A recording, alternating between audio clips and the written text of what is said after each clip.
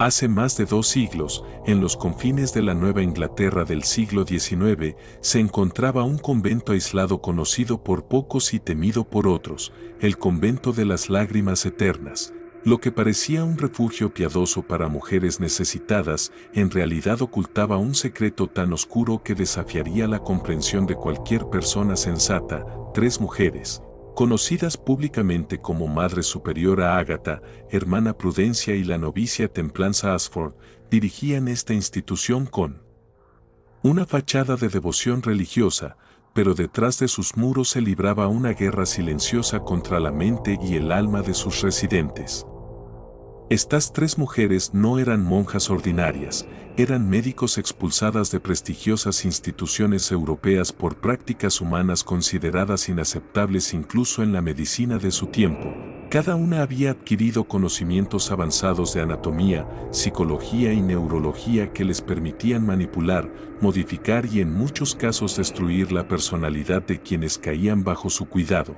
A través de décadas de experimentos, habían perfeccionado técnicas de intervención craneal, condicionamiento psicológico y manipulación química que los médicos legítimos apenas podrían teorizar. Su metodología era meticulosa y aterradoramente precisa, medían cada cráneo, evaluaban rasgos de personalidad, registraban comportamientos y documentaban cada cambio con un rigor científico que, paradojalmente, se asemejaba a la investigación médica legítima, solo que con víctimas vivientes.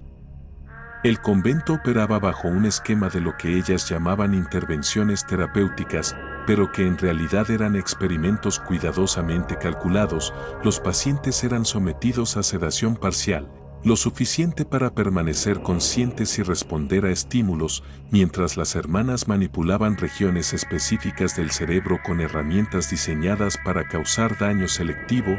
Prudencia, experta en intervención craneal, había desarrollado métodos para acceder a áreas precisas del cerebro mediante puntos de entrada calculados, y sus diagramas anatómicos mostraban un nivel de detalle que asombraría incluso a los cirujanos contemporáneos. Templanza, por su parte, se encargaba del condicionamiento psicológico posterior, aislamiento social, privación sensorial, extrema disciplina de sueño y alimentación, manipulación de temperatura, y técnicas de recompensa y castigo destinadas a reconstruir la personalidad según sus objetivos. A medida que pasaban los años, el convento ampliaba su alcance. Mujeres sin familia o recursos, muchas de ellas prostitutas, viudas o vagabundas, eran reclutadas como voluntarias para experimentos cada vez más extremos. Bajo la promesa de comida, refugio y un pequeño pago, cada procedimiento, cada droga experimental, cada intervención quirúrgica se registraba con precisión, generando datos que luego eran vendidos a universidades y médicos europeos incapaces o reacios a realizar tales estudios. Por sí mismos, un oscuro mercado de conocimiento médico y legal florecía, y las hermanas Ashford eran sus proveedores principales. Para 1815, más de 400 mujeres habían pasado por los programas del convento. La tasa de éxito reportada superaba el 90%, aunque su definición de éxito era la eliminación completa de los rasgos de personalidad que habían llevado a las pacientes a ser internadas. Aquellas que morían durante el tratamiento eran registradas como fracasos, pero sus cuerpos se conservaban para estudios posteriores. La expansión de su operación también incluía aceptar comisiones de familias adineradas que deseaban modificar características específicas de sus parientes, eliminar intereses artísticos, reducir la curiosidad intelectual, suprimir afectos románticos o crear sumisión doméstica perfecta. Cada solicitud recibía un tratamiento quirúrgico y psicológico personalizado, cobrando precios elevados por sus servicios sofisticados. En el invierno de 1818, el delicado equilibrio que mantenía su secreto comenzó a quebrarse con la llegada de Sarah Whitman, una mujer de 24 años, educada, inteligente y con una fuerza de voluntad que no podía ser doblegada. Ingresó al convento obligada por su familia tras dar a luz fuera del matrimonio.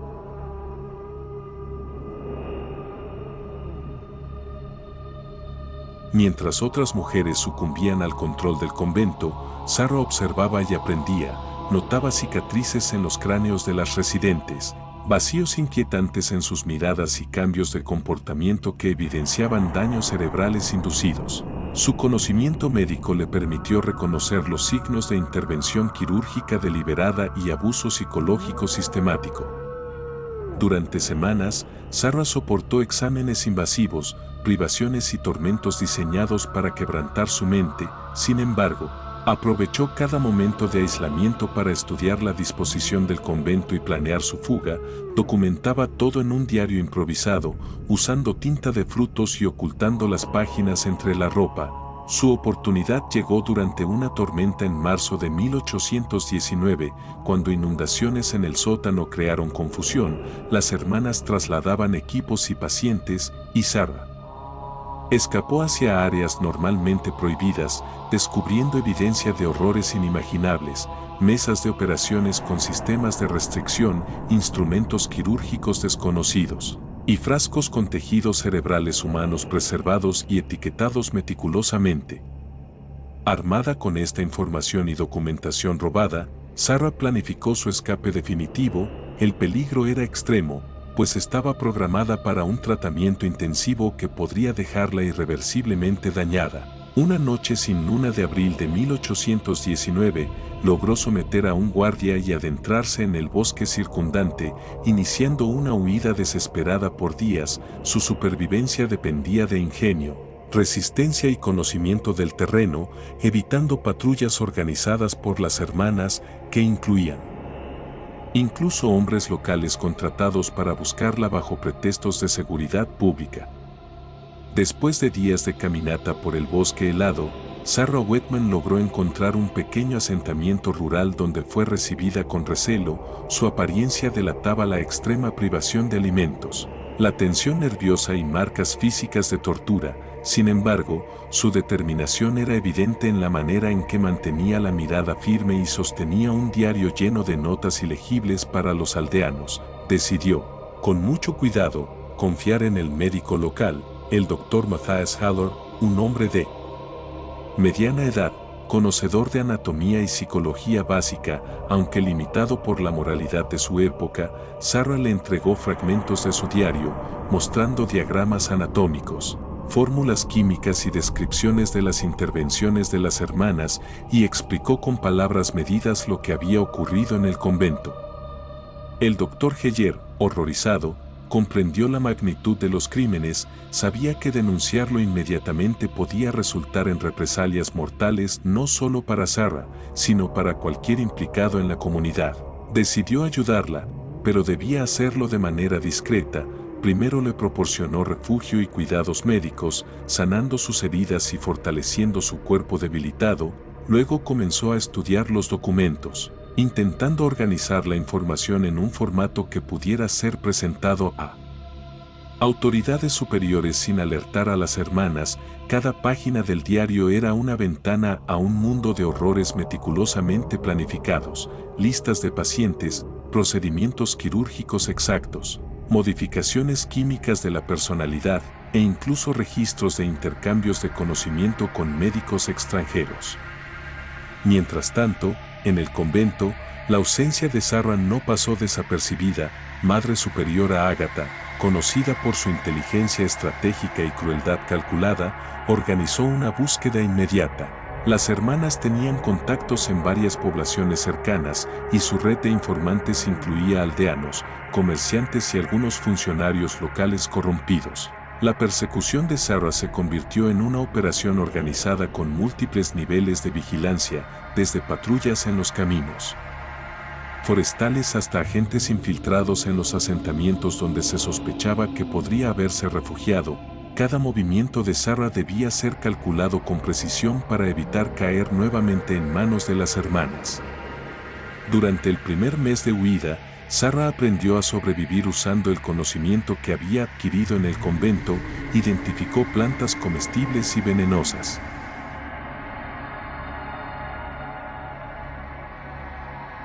Utilizó técnicas de camuflaje para pasar desapercibida y aplicó principios de psicología inversa para manipular la percepción de los aldeanos que podían descubrirla. Además, comenzó a experimentar con pequeñas dosis de sustancias encontradas en los frascos que había tomado del convento, descubriendo que algunas podían incrementar su resistencia física y alerta mental, mientras que otras podrían ser usadas defensivamente contra sus perseguidores. Cada día, Sarah combinaba supervivencia física con estrategia psicológica, transformándose lentamente en una versión más fuerte y astuta de sí misma. Un giro crucial ocurrió cuando descubrió un antiguo túnel de drenaje, olvidado por generaciones, que conectaba el bosque con un río cercano. Este túnel, aunque estrecho y peligroso, le ofrecía la posibilidad de escapar de manera definitiva del área de influencia del convento. Sin embargo, sabía que las hermanas podrían anticipar tal ruta y debía idear un plan que incluyera distracciones, señuelos y posibles trampas para sus perseguidores. Utilizó los conocimientos de química y biología que había aprendido para preparar señales de humo, rastros falsos y feromonas que desorientarían a cualquier perro o persona enviada tras ella. Cada movimiento estaba meticulosamente calculado, y cada decisión tomada con la conciencia de que un solo error podría ser fatal. Mientras avanzaba hacia el río, Sarah encontró evidencia de otras víctimas del convento, cuerpos enterrados con rituales macabros y herramientas quirúrgicas aún manchadas de sangre. Este descubrimiento fortaleció su determinación. No solo debía escapar, sino documentar y revelar al mundo entero los crímenes de las hermanas Ashford. Cada cadáver era un testimonio silencioso de la perversidad de aquellas mujeres y un recordatorio de la urgencia de su misión, a pesar del miedo constante y el agotamiento extremo. Sarah comenzó a escribir informes más estructurados, con diagramas, detalles de procedimientos y efectos observados, con la intención de que su testimonio pudiera ser creíble ante cualquier tribunal o autoridad científica. Al llegar finalmente al río, encontró un pequeño bote abandonado que le permitió trasladarse hacia una ciudad más grande, donde esperaba encontrar recursos y aliados suficientes para continuar su misión. Durante la travesía, reflexionaba sobre las técnicas que había observado en el convento, el uso sistemático de la privación sensorial, la manipulación química, el aislamiento social y la cirugía cerebral selectiva. Comprendía que estas técnicas no eran solo brutales, sino científicamente avanzadas, y que la exposición pública de tales prácticas podría escandalizar a Europa y cambiar la percepción sobre ética médica. Cada pensamiento reforzaba su resolución: debía sobrevivir, documentar y luchar, sin importar los riesgos. Sarah llegó a la ciudad con una mezcla de alivio y tensión constante. Cada calle, cada sombra parecía un posible punto de observación de las hermanas Ashford. Sabía que no podía confiar en nadie completamente, así que se alojó en un modesto hostal bajo un nombre falso y comenzó a buscar contactos que pudieran ayudarla a dar a conocer su historia. Entre los pocos que le ofrecieron apoyo estaba un periodista independiente, Emiliano Duarte, conocido por destapar escándalos políticos y sociales. Al mostrarle fragmentos de su diario, Emiliano quedó horrorizado, pero también intrigado. Comprendió que la historia de Sarah era tan grotesca como extraordinaria, y que podría convertirse en un escándalo de proporciones continentales si se documentaba adecuadamente. Durante semanas, Sarah y Emiliano trabajaron juntos, organizando la información, asegurando copias de los documentos y filmando testimonios en secreto. Cada encuentro estaba lleno de paranoia. Miraban constantemente por ventanas, escuchaban cada ruido del pasillo y cambiaban de ubicación a diario para evitar ser rastreados. A pesar de todo, Sarah no pudo evitar sentirse vulnerable. Cada recuerdo de los procedimientos de las hermanas Ashford, la sensación del frío quirófano y las miradas calculadoras de la Madre Superiora se mezclaban con el cansancio y el hambre, provocando pesadillas casi cada noche. Sin embargo, su determinación era inquebrantable. La idea de que las atrocidades del convento permanecieran en secreto era intolerable para ella. Un día, mientras revisaban los documentos en la biblioteca del hostal, Sarah detectó un patrón en los nombres de las víctimas y los experimentos. Parecía que las hermanas Ashford no solo seleccionaban a sus víctimas al azar, sino que mantenían un registro meticuloso de candidatos con características específicas, resistencia mental, habilidades físicas y susceptibilidad a ciertas sustancias químicas. Esto revelaba que sus experimentos tenían un propósito más siniestro que el simple control o enriquecimiento personal. Estaban tratando de crear un grupo de personas con características alteradas, casi como un ejército de sujetos moldeables, y sus métodos se acercaban a lo que podríamos llamar ingeniería humana. Sarah comprendió que su testimonio no solo era importante, sino que podía prevenir futuros crímenes si se revelaba a tiempo. Mientras tanto, las hermanas Ashford no se detuvieron, enviaron agentes encubiertos a la ciudad, algunos haciéndose pasar por comerciantes, otros como sirvientes o religiosos. Sarah, consciente del riesgo, ideó un sistema de señales con Emiliano, luces en las ventanas, marcas discretas en la calle y mensajes codificados en periódicos locales. La paranoia se convirtió en parte de su rutina, y cada decisión era tomada con precisión quirúrgica. Sin embargo, esta tensión también le permitió entrenar su mente y cuerpo.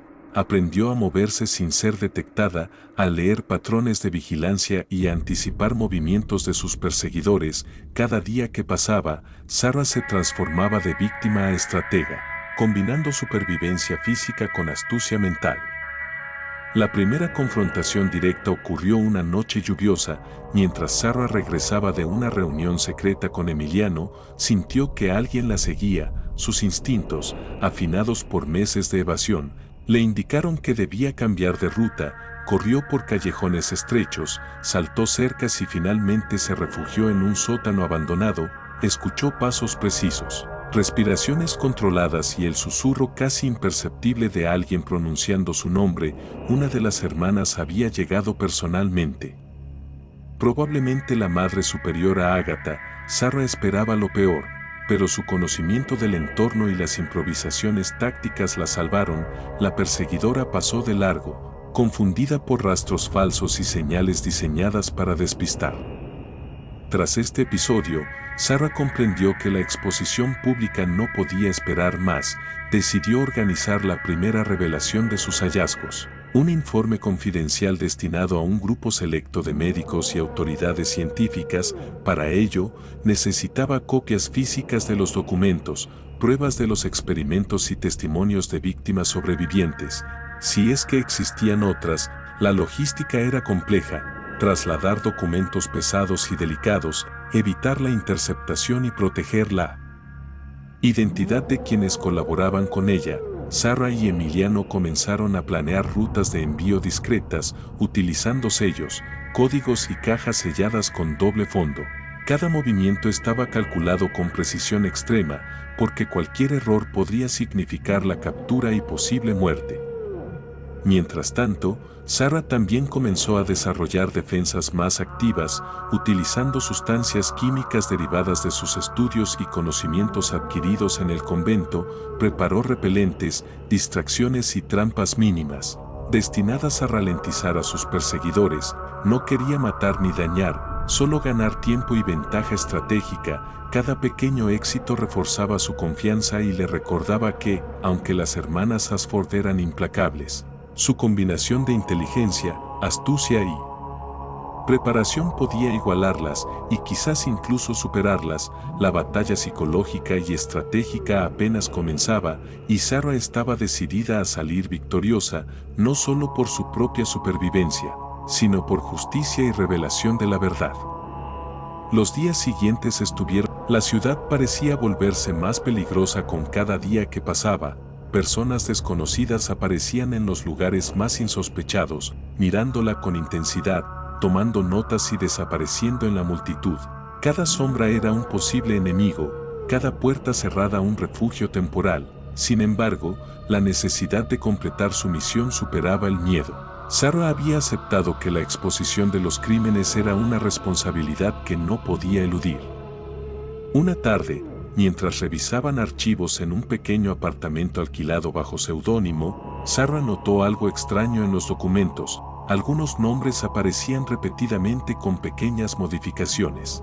casi como si alguien quisiera ocultar un patrón detrás de un código interno. Al analizarlo, comprendieron que las hermanas habían creado un sistema de clasificación de víctimas que les permitía seleccionar con precisión a sus futuros sujetos de prueba. Esta revelación los horrorizó y los motivó. Aún más, no solo estaban lidiando con abusos pasados, sino con un plan continuado de manipulación y control sobre vidas humanas. La magnitud del crimen era abrumadora. Esa noche, Sarah sufrió una pesadilla que la dejó temblando. Se encontraba nuevamente en el convento, atada a una mesa fría mientras las hermanas observaban cada uno de sus movimientos, cada gesto, cada respiración. Era estudiado con precisión. Sentía que el tiempo se había detenido y que cualquier error sería fatal. Se despertó sudando, con el corazón latiendo a 1000 por hora, y se dio cuenta de que el miedo ya no era solo físico, sino psicológico, un control constante que debía superar para mantener la claridad mental. Emiliano, al verla así, decidió enseñarle técnicas de relajación y concentración para poder enfrentar el estrés extremo que estaban viviendo. Al día siguiente, decidieron organizar un primer envío de información confidencial a aliados externos, médicos, científicos y periodistas que pudieran ayudar a validar los hallazgos y proteger la identidad de Sarah. Cada paquete estaba sellado con códigos especiales, instrucciones precisas y una advertencia: no abrir sin la clave. La logística era tan delicada que un solo error podría significar la interceptación del material y la captura inmediata de Sarah. A pesar de la tensión, se sentían un paso más cerca de revelar la verdad, y cada pequeño éxito alimentaba su determinación y confianza. La sensación de poder actuar, aunque limitada, les daba fuerza. Pero las hermanas Ashford no tardaron en reaccionar. Un día, un mensajero llegó al apartamento con un paquete sospechoso. Sarah, recordando las señales de alerta que había aprendido, inspeccionó cuidadosamente el contenido. Era una carta escrita con un lenguaje ambiguo, con amenazas veladas y referencias a secretos que solo alguien cercano a ella podía conocer. Era una advertencia clara. Las hermanas sabían que estaba recopilando pruebas y estaban dispuestas a intervenir personalmente. Esto fortaleció su convicción de que la exposición pública era inevitable. Cualquier demora aumentaría el riesgo y podría costarle la vida a otros posibles testigos. La presión psicológica era extrema, y Sarah comprendió que no podía actuar sola. Comenzó a buscar otros supervivientes, antiguos miembros del convento y personas que habían tenido contacto con las Ashford. Aunque la mayoría se mostraba temerosa o incrédula, cada encuentro estaba cargado de miedo y secretos, pero también de esperanza. Cada testimonio, cada recuerdo compartido, construía un mosaico más completo de la red de atrocidades y experimentos. Sarah entendió que la verdad, aunque dolorosa y grotesca, tenía un poder transformador. Podía romper el silencio, prevenir futuros crímenes y devolver algo de justicia a quienes habían sido víctimas. El clímax de esta fase llegó una noche de tormenta. Mientras Sarah revisaba documentos con Emiliano, escucharon un golpe violento en la puerta del apartamento. Sabían que no podían escapar. Las hermanas habían encontrado su ubicación. Sin embargo, Sarah, utilizando todo lo aprendido en meses de preparación, activó un sistema de distracciones, alarmas sonoras, luces intermitentes y rutas de escape. Encontraron un apartamento desordenado pero vacío, con indicios falsos de que Sarah había huido en otra dirección. Esa noche, por primera vez, sintió un atisbo de victoria. Aunque la amenaza era constante, su ingenio y preparación le permitieron sobrevivir y continuar con su misión. La tormenta continuaba rugiendo sobre la ciudad mientras Sarah y Emiliano se ocultaban en un refugio temporal que habían preparado semanas antes. Las calles estaban desiertas, los relámpagos iluminaban edificios vacíos y el sonido del viento retumbaba en cada esquina. Cada segundo fuera de su escondite era un riesgo calculado. Sabían que las hermanas Ashford no se rendirían y que sus pasos podían estar siendo seguidos incluso desde la distancia. Aún así, la determinación de Sarah se fortalecía. Cada peligro, cada amenaza, se convertía en un estímulo para avanzar, para acercarse más al momento de exponer la verdad. Mientras revisaban los archivos más recientes, Sarah descubrió un patrón oculto en los expedientes de las víctimas. Ciertos símbolos repetidos en documentos aparentemente inconexos que revelaban conexiones profundas entre experimentos, manipulaciones psicológicas y favores políticos. Comprendió que las Ashford no solo habían cometido crímenes aislados, sino que habían construido una red de influencia capaz de extenderse a gobiernos, corporaciones y sistemas legales. La magnitud de la conspiración la aterrorizó, pero también le dio claridad. La única manera de desmantelar esa red era exponerla por completo, sin importar el costo personal. Esa noche, Emiliano sugirió infiltrarse en una de las propiedades menos protegidas de las Ashford para obtener pruebas directas, registros financieros, correspondencia privada y diarios que documentaban las operaciones internas. Sarah, aunque consciente del peligro, aceptó. La preparación fue meticulosa: mapas de seguridad, rutas alternativas, equipos de vigilancia improvisados. Cada paso requería precisión y cada error podía ser fatal. Sin embargo, la adrenalina y la sensación de estar tan cerca de la verdad les otorgaban un coraje que nunca antes habían experimentado. Durante la infiltración, la tensión alcanzó su punto máximo. Sarah logró entrar en la oficina principal sin ser detectada, observando los escritorios llenos de documentos, fotos y grabaciones. Cada archivo que revisaba era una ventana a un mundo oscuro y perverso, una evidencia tangible de los horrores que las Ashford habían perpetuado. Mientras copiaba información en un dispositivo seguro, escuchó pasos acercándose. Un asistente, aparentemente distraído, se movía por la habitación contigua. Sarah contuvo la respiración, congelada por el miedo, y esperó a que la sombra pasara. Cada minuto parecía una eternidad, cada sonido amplificado por el silencio del lugar. Finalmente, logró salir con los documentos intactos, pero la sensación de haber sido observada persistía. Durante el regreso al refugio, notaron vehículos sospechosos siguiendo sus movimientos. La persecución se convirtió en un juego de estrategia: desvíos, calles angostas, parques y callejones. Cada maniobra estaba diseñada para despistar, y aunque estaban exhaustos, la determinación de no ser capturados superaba la fatiga física y mental. Al llegar al refugio, Sarah sintió una mezcla de alivio y ansiedad. Habían conseguido pruebas críticas, pero la amenaza de las Ashford estaba más cerca que nunca. En los días siguientes, Sarah comenzó a organizar la divulgación de la información de manera estratégica. Contactó a periodistas independientes, activistas de derechos humanos y expertos en seguridad digital, asegurándose de que los datos fueran analizados y validados antes de cualquier publicación. Cada mensaje enviado, cada contacto hecho, estaba envuelto en capas de anonimato y seguridad. La ciudad se convirtió en un tablero de ajedrez, y Sarah debía anticipar cada movimiento de sus enemigos. La tensión era constante, pero también había un sentimiento de propósito. Por primera vez, la lucha tenía un rumbo claro y tangible.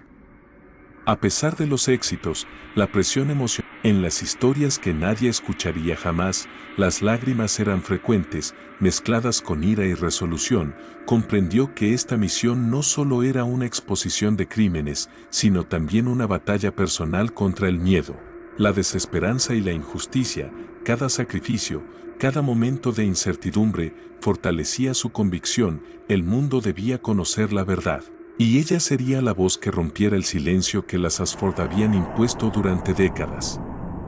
El amanecer llegó gris y silencioso sobre la ciudad, como si el mundo mismo contuviera la respiración ante lo que estaba a punto de suceder. Sarah y Emiliano habían organizado todo. Los archivos fueron entregados a periodistas de confianza, los sistemas de seguridad digital blindados, y cada paso había sido cuidadosamente calculado para minimizar el riesgo de represalias inmediatas. Aún así, sabían que las Ashford no se quedarían de brazos cruzados. La tensión era palpable, cada sombra parecía moverse con intencionalidad, cada sonido en la calle hacía que los pelos de Sarah se erizaran.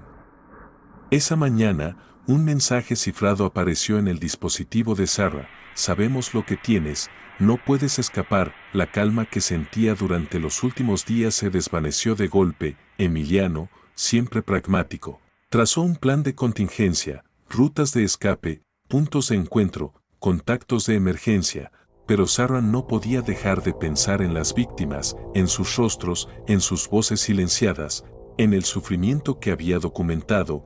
Cada amenaza solo reforzaba su determinación. Si tenían miedo, las Ashford también lo tendrían. Al mediodía, comenzaron a recibir las primeras reacciones del público y los medios, reportajes, comentarios indignados, filtraciones de la evidencia a nivel internacional. El efecto dominó había comenzado. La intriga y conspiración llegó a su fin, dejando una lección imborrable: la verdad siempre encuentra su camino, y aquellos que se atreven a luchar por ella pueden cambiar incluso los destinos más oscuros.